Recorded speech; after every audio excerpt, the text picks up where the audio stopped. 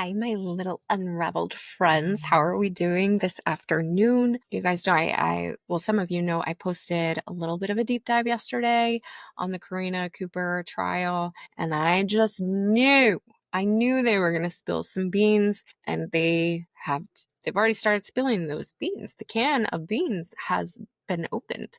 And so trials started. We're on a lunch break right now. So I just wanted to really quick, just update time. So again, this is the trial of Karina Cooper. She's being charged with the first-degree murder of her husband, Ryan Cooper. Her co-defendant is Houston Danker, who's set to go on trial later this year. Prosecution's opening statements, I liked. He let us in on, he spilled some tea. So started off with a text that was recovered from, I'm not sure if the text was from Snapchat. It seems like most of their messages were on Snapchat because they thought, of course, they could get rid of them. But guess what? Whoopsie, we got him. He opened his statements with, "Remember the casings. Fucking remember the casings." From Houston to Karina, and Karina responding, "Absolutely, 100%. That was at 3:30 in the morning. And the police were called at 4:30 in the morning.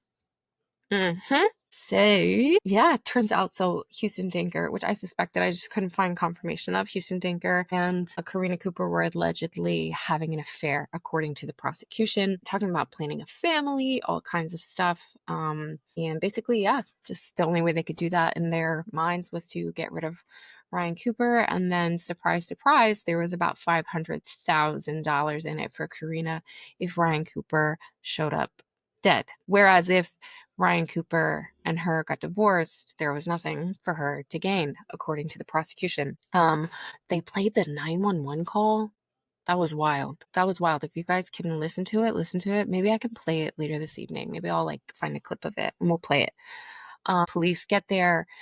She told police that someone broke in, that she heard a noise. She woke up. She found Ryan Cooper in his recliner with the gunshot wounds to his face. Prosecution also made quite a good little reference to this extremely protective Rottweiler that the Coopers have in their home, kind of implying that, if someone broke in, this massive creature of a dog would have been on it, and he wasn't. So, yeah, but police, obviously, according to the prosecution's opening statement, none of this is actual evidence. It's just an opening statement. But according to prosecution, police found no evidence of a break-in, no signs of a struggle, nothing like that. They even said that her and Houston started planning this as far back as March. They've received messages from Karina saying, I hope he's in a fatal accident, like a semi-accident. And then eventually texting and saying, I just can't wait anymore. I can't wait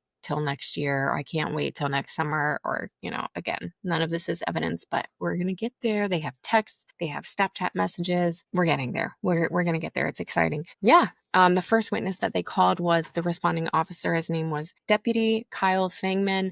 And he kind of just spent his time on the stand talking about what he found when he got to the scene, about Karina's suspicious position over Ryan Cooper's body, and that she was rubbing her face all over him and stuff.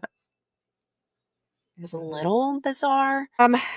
Yeah, but he kind of just methodically went through some crime scene photos, which they didn't show, obviously, and was just kind of explaining what he found at the scene. Found a 9mm handgun that later, was found to be Ryan's brother Aaron's handgun. He was walking through the blood, where the blood was on Ryan, where the blood was on the floor, the footprints in the blood, all of that kind of stuff. So anyway, it was an interesting morning. Cross was not super aggressive with this deputy, so nothing really note there. And then there was no redirect. And then after that first witness, they went to lunch. So we're just waiting for them to come back. The judge did call kind of a little sidebar after they escorted the jury out, just to mention the fact that apparently in one of the photos or the footage that they showed of the crime scene, one or more of the children was in there. And as I mentioned in my deep dive video, they really didn't want the children anywhere that's being live streamed. And so the judge kind of just warned that if there's any other evidence or footage that shows the children, the court needs to be made aware of it so that they can take measures to keep that off of the off of the trial footage on Court TV. So, and we are going to get Google searches, not just from Karina, but also from Houston Danker. We love Papa Google, don't we? He knows everything. Yeah, it's going to be interesting. It's all going to come out and we're going to see. I'd love to know how you guys feel about it so far and maybe what your first thoughts are.